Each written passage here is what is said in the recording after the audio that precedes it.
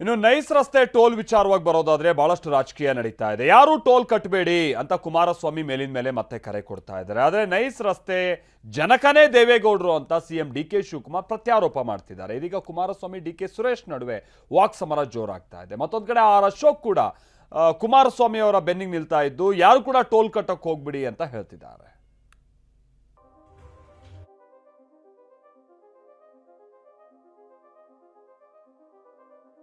ಸಮರ ಇದು ರಾಜ್ಯ ರಾಜಕಾರಣದಲ್ಲಿ ಶುರುವಾದ ವಾಕ್ ಸಮರ. ನೈಸ್ ಟೋಲ್ ಸಂಗ್ರಹ ವಿಚಾರ ಸಮರಕ್ಕೆ ವೇದಿಕೆ ಹಾಕಿಕೊಟ್ಟಿದೆ. ವಿಷಯ ಅಂದ್ರೆ ಕೇಂದ್ರ ಸಚಿವ ಎಚ್.ಡಿ. ಕುಮಾರಸ್ವಾಮಿ ಟೋಲ್ ಸಂಗ್ರಹದ ವಿರುದ್ಧ ಧ್ವನಿ ಎತ್ತಿದ್ದಾರೆ. ನ್ಯಾಯಾಲಯ ನೈಸ್ ಟೋಲ್ ವಿರುದ್ಧ ತೀರ್ಪು ಕೊಟ್ಟಿದೆ. ಟೋಲ್ ಕಟ್ಟಬೇಡಿ ಎಂದು ಕರೆ ಕೊಟ್ಟಿದ್ದಾರೆ. ಈ ಕರೆ ರಾಜಕೀಯ ಕದನಕ್ಕೆ ದಾರಿ ಮಾಡಿಕೊಟ್ಟಿದೆ. ಡಿ.ಕೆ. ಸುರೇಶ್ ಕುಮಾರಸ್ವಾಮಿ ನಡುವೆ ಬೃಂದಾವನ ಬಡಿದಾಟ. ನೈಸ್ ಟೋಲ್ ಕಟ್ಟಬೇಡಿ ಎಂದಿದ್ದ ಕುಮಾರಸ್ವಾಮಿ ವಿರುದ್ಧ ನಿನ್ನೆ ಮಾಜಿ ಸಂಸದ ಡಿ.ಕೆ. ಸುರೇಶ್ ಗರಂ ಆಗಿದ್ರು. ಬೇರೆ ಟೋಲ್ ಬಗ್ಗೆ ಯಾಕೆ ಎಚ್.ಡಿ.ಕೆ ಮಾತನಾಡ್ತಿಲ್ಲ ಎಂದು ಪ್ರಶ್ನಿಸಿದ್ರು. ಮುಂದುವರೆದು ಮಾಡೋದೆಲ್ಲ ಅನಾಚಾರ, ಮನೆ ಮುಂದೆ ಬೃಂದಾವನ ಅಂತ ಕೌಂಟರ್ ಕೊಟ್ಟಿದ್ರು. ಈ ಮಾತಿಗೀಗ ಕುಮಾರಸ್ವಾಮಿ ತಿರುಗೇಟು ನೀಡಿದ್ದಾರೆ. ನಿಮ್ಮದು ಲಪಟಾಯಿಸುವ ಬೃಂದಾವನ ಅಂತ ತಿವಿದಿದ್ದಾರೆ. ಒಬ್ಬ ಕೇಂದ್ರ ಸಚಿವ ಯಾವ ರೀತಿಯಾಗಿ ಎತ್ಕಟ್ತಾ ಇದ್ದಾರೆ ಅನ್ನೋದನ್ನ ನೋಡ್ಬೇಕು. ಅದೊಂದೇ ಟೋಲ್ ಯಾಕೆ ಹೇಳ್ತಾರೆ? ಎಲ್ಲಾ ಟೋಲ್ನು ಹೇಳಿ ಯಾವ ಟೋಲ್ಗೂ ದುಡ್ಡು ಕಟ್ಟಬೇಡಿ ಅಂತ ಹೇಳ್ಬಿಟ್ಟು ಎಲ್ಲಾ ಟೋಲ್ಗೂ ಹೇಳಿ. ಮಾಡೋದೆಲ್ಲ ಅನಾಚಾರ, ಮನೆ ಮುಂದೆ ಬೃಂದಾವನ. ಅವ್ರತಾ ಇದೆಯಲ್ಲ ಬೃಂದಾವನಗಳು. ದಿನ ಸೂಟ್ಕೇಸ್ ಇಟ್ಕೊಂಡ್ ಬರೋರ್ನ ಎಲ್ಲೆಲ್ಲಿ ಭೂಮಿ ಸಿಗ್ತದೆ ಅಂತ ಹೇಳಿ ಲಪಟಾಯಿಸ್ತಕ್ಕಂಥ ಕೆಲಸ ಮಾಡ್ತಕ್ಕಂಥ ಬೃಂದಾವನ ಕಟ್ಟಿಲ್ಲ ನಾವು. ನಮ್ಮ ಸಂಸ್ಕೃತಿಯ ಬೃಂದಾವನ ಕಟ್ಟಿ ಪೂಜೆ ಮಾಡೋರು ನಾವು. ಇನ್ನು ಡಿ.ಕೆ. ಸುರೇಶ್ ಕುಮಾರಸ್ವಾಮಿಯ ಮಾತುಗಳು ಜೆಡಿಎಸ್ ಕಾರ್ಯಕರ್ತರನ್ನ ಎತ್ತಿ ಕಟ್ಟುವ ಯತ್ನ ಅಂತ ಕರೆದಿದ್ರು. ಈ ಹೇಳಿಕೆಗೂ ಎಚ್.ಡಿ.ಕೆ ಎದುರೇಟು ಕೊಟ್ಟಿದ್ದಾರೆ. ಜನತಾದಳದ ಕಾರ್ಯಕರ್ತರ ಎತ್ಕಟ್ಟುವಂತ ಪ್ರಯತ್ನ ಅಷ್ಟೇ.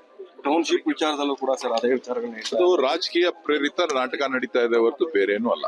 ಕಾರ್ಯಕರ್ತರನ್ನ ಸುಮ್ಮನೆ ಎತ್ಕಟ್ಟಿ ಅಭಿವೃದ್ಧಿಗೆ ವಿರೋಧ ಮಾಡೋರಲ್ಲ ನಾವು. ಅವರೇನು ಹೇಳ್ಕೊಂಡವ್ರಲ್ಲ ನೆನ್ನೆ ಹರಿಕಾರ ಮಹಾನುಭಾವ. ಯಾವ ನೈಸ್ ರಸ್ತೆನಲ್ಲಿ ರೈತರ ಭೂಮಿನ 20 ವರ್ಷದಿಂದ ಅಕ್ವೈರ್ ಮಾಡಿ ದುಡ್ಡು ಕೊಡದೆ 20 ವರ್ಷ ಆಗಿದೆ. ಎಚ್.ಸಿ. ಬಾಲಕೃಷ್ಣ ವಿರುದ್ಧ ಕುಮಾರಸ್ವಾಮಿ ವಾಗ್ದಾಳಿ.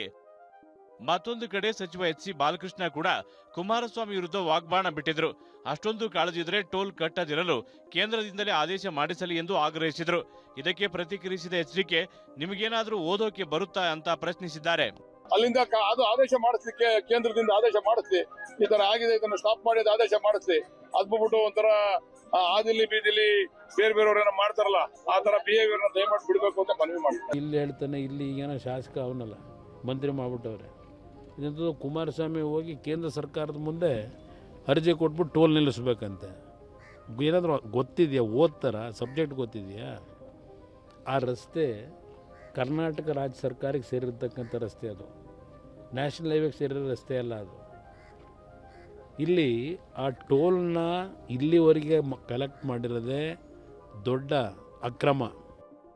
ಇಷ್ಟೇ ಅಲ್ಲದೆ ಇಬ್ಬರು ನಾಯಕರ ನಡುವೆ ಕೆಲಸ ಮಾಡೋದು ಹೇಗೆ ಎನ್ನುವ ಕದನವೂ ಶುರುವಾಗಿದೆ.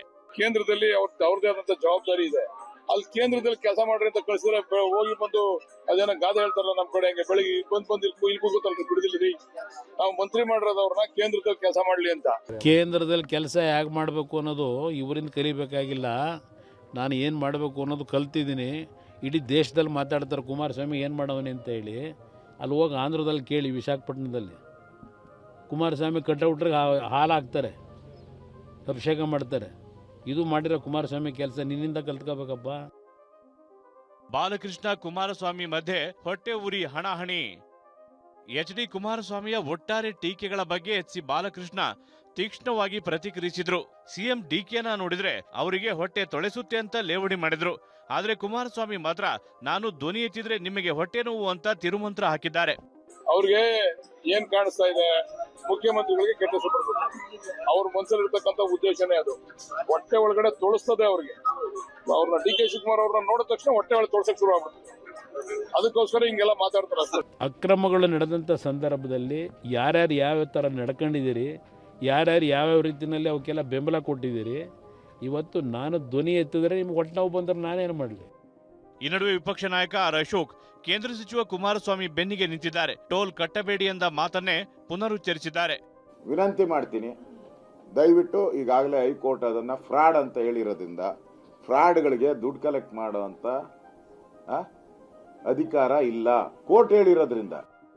ರಾಜ್ಯ ರಾಜಕಾರಣದಲ್ಲಿ ನೈಸ್ ಟೋಲ್ ವಾರ್ ಶುರುವಾಗಿದೆ. ಈ ವಾಕ್ಸಮರ ಮುಂದೆ ಅದ್ಯಾವ ದಿಕ್ಕು ಪಡೆಯುತ್ತೋ ಕಾದು ನೋಡಬೇಕಿದೆ. Bureau report, TV9.